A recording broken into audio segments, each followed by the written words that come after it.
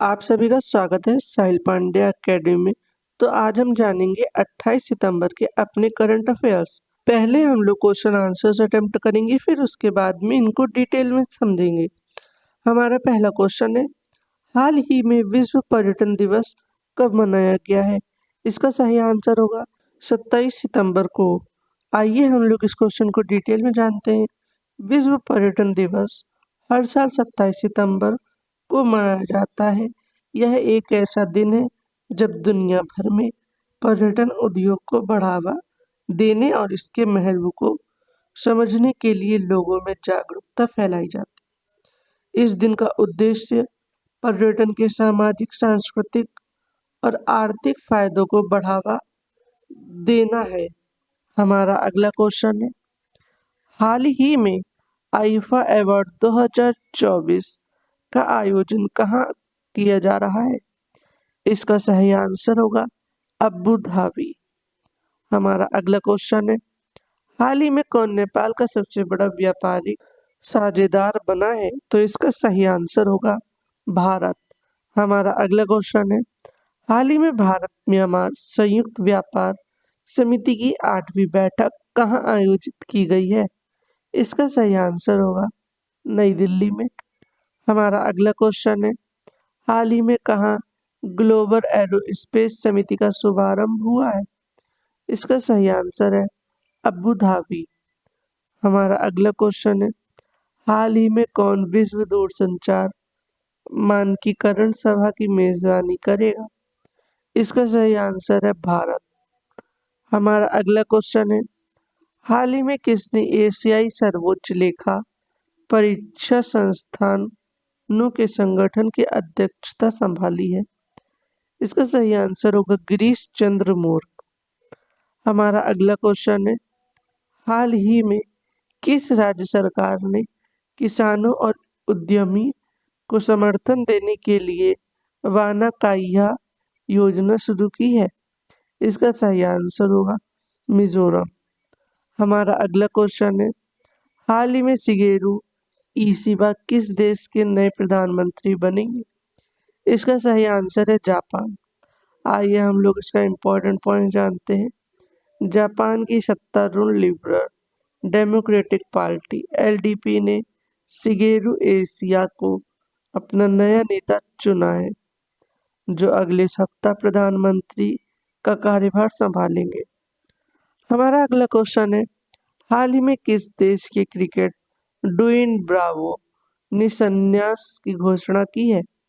इसका सही आंसर होगा वेस्ट इंडीज। हमारा अगला क्वेश्चन है, हाल ही में वी वनलाल बन्ना को किस देश में भारत का राजदूत नियुक्त किया गया है? इसका सही आंसर है कंबोडिया। हमारा अगला क्वेश्चन है, हाल ही में किसके द्वारा लिखित पुस्तक खाकी में स्थित प्रयाग का विमोचन हुआ है? इसका सही आंसर होगा अनिल रतूड़ी। हमारा अगला क्वेश्चन है, हाल ही में किस देश के क्रिकेटर साकिब अल हसन ने संन्यास की घोषणा की है? इसका सही आंसर होगा बांग्लादेश। हमारा अगला क्वेश्चन है, हाल ही में युवाओं के लिए रोजगार के अवसर पैदा करने के लिए श्रम मंत्रालय ने किसके साथ साझेदारी की है? इसका सही आंसर होगा अमेजॉन। हमारा अगला क्वेश्चन है, हाल ही में किसने नए शक्तिशाली आत्मघाती ड्रोन शहीद 136B का अनावरण किया है? इसका सही आंसर होगा ईरान। आइए अब हम इन्हीं करंट अफेयर्स को और भी डिटेल में जानते हैं। हमारा पहला करंट अफेयर बन रहा है इंटरनेशनल से।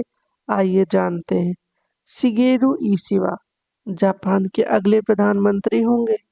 जापान में रक्षा मंत्री रह चुके शिगेरू इशिबा अब देश के नए प्रधानमंत्री होंगे।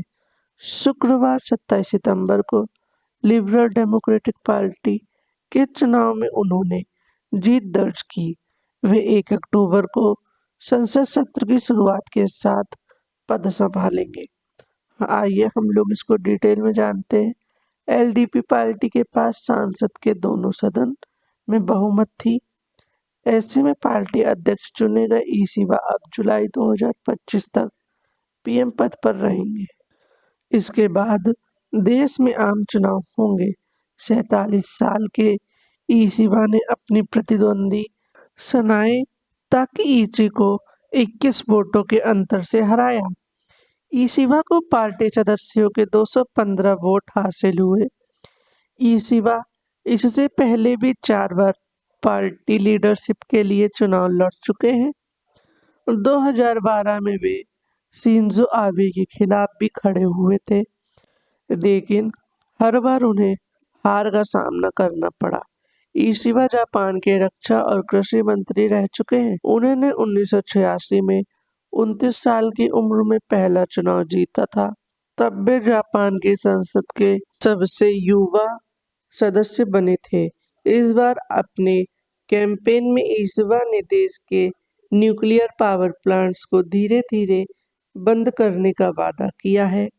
इसके अलावा उन्होंने चीन और नॉर्थ कोरिया जैसे खतरों से निपटने के लिए एशिया में भी एक नाटो बनाने की बात कही है। ईशिवा पीएम किशिदा के आलोचक हैं। वे एलडीपी की नीतियों से इतर जापान में महिला सम्राट बनाने की पैरवी करते हैं, जिसकी वजह से पार्टी के कई नेता उनके खिलाफ हैं। दरअसल एलडीपी के ज्यादातर सदस्यों का मानना है कि महिलाओं को एक माँ और एक पत्नी के पारंपरिक कर्तव्य ही निभाने चाहिए। हमारा अगला करंट अफेयर है नेशनल से। आइए जानते हैं। केंद्र सरकार ने असंगठित सेक्टर के वर्कर्स के लिए मिनिमम मजदूरी दर बढ़ाई। केंद्र सरकार ने 27 सितंबर को असंगठित सेक्टर में काम करने वाले वर्कर्स के लिए न्यूनतम मजदूरी दर बढ़ाने का ऐलान किया है। ये बढ़ोतरी 1 अक्टूबर 2024 से लागू होगी। आइए हम लोग इन्हीं करंट अफेयर्स को डिटेल में जानते हैं। मिनिमम वेज रेट में बढ़ोतरी के बाद एरिया ए में कंस्ट्रक्शन, स्वीपिंग, क्लीनिंग, लोडिंग और अनलोडिंग में काम करने वाले ऑन स्किल्ड वर्कर्स की मजदूरी 783 रुपये प्रतिदिन होगी, यानी प्रति माह 20,358 रुपये मिलेंगे। सेमी स्किल्ड वर्कर्स के लिए 868 रुपये प्रतिदिन यानी 22,568 रुपये प्रति माह मिलेंगे।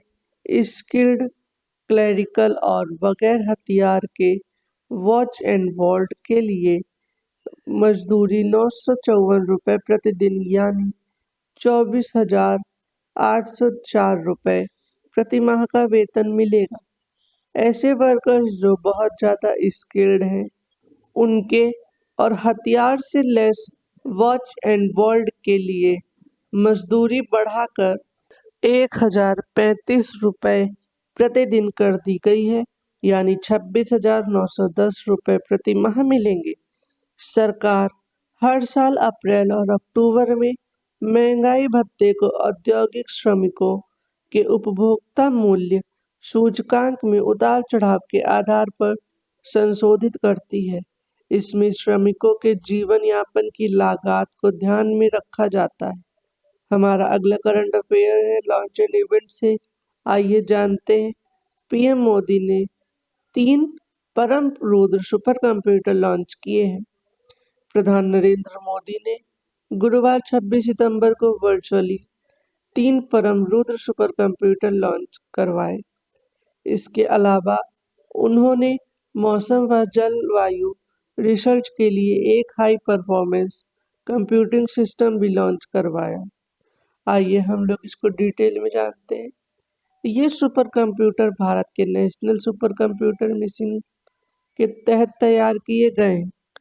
इसे बनाने की लागत कुल 130 करोड़ रुपए है। इन तीनों सुपर कंप्यूटर को 3 जगहों पर स्थापित किया गया है, दिल्ली, पुणे और कोलकाता। पुणे में जॉइंट मीटर रेडियो टेलीस्कोप। इस सुपर कंप्यूटर का इस्तेमाल फास्ट रेडियो वर्ड्स और अन्य एस्ट्रोनॉमिकल इवेंट्स की स्टडी करने के लिए करेगा। दिल्ली में inter university accelerator centre material science और एटॉमिक फिजिक्स जैसे क्षेत्रों में अनुसंधान को बढ़ावा देगा। कोलकाता में एस.एन. बोस सेंटर इस सुपर कंप्यूटर तकनीकी का इस्तेमाल उन्नत अनुसंधान के लिए करेगा, जिसमें फिजिक्स, कॉस्मोलॉजी और अर्थ साइंस जैसे क्षेत्र शामिल हैं। यह परियोजना national super computing mission (NSM) का हिस्सा है, जिसका उद्देश्य शिक्षा, शोध, एमएसएमईएस की और स्टार्टअप्स जैसे क्षेत्रों में भारत के सुपर कंप्यूटिंग इंफ्रास्ट्रक्चर को मजबूत करना। इस मिशन के तहत पहला स्वदेशी रूप से असेंबल किया गया सुपर कंप्यूटर परम शिवाय 2019 में आईआईटी BHU में स्थापित किया गया था। इसके अलावा 850 करोड़ रुपए का हाई परफॉर्मिंग कंप्यूटिंग सिस्टम का भी उद्घाटन किया, जो कि मौसम और जलवायु रिसर्च के लिए तैयार किया गया है। इसी के साथ आज के हमारे करंट अफेयर्स खत्म होते हैं। वीडियो को लाइक करें, शेयर करें और सब्सक्राइब करना बिल्कुल भी न भूलें। हम कल फिर मिलेंगे अपने डेली करंट अफेयर्स के साथ में।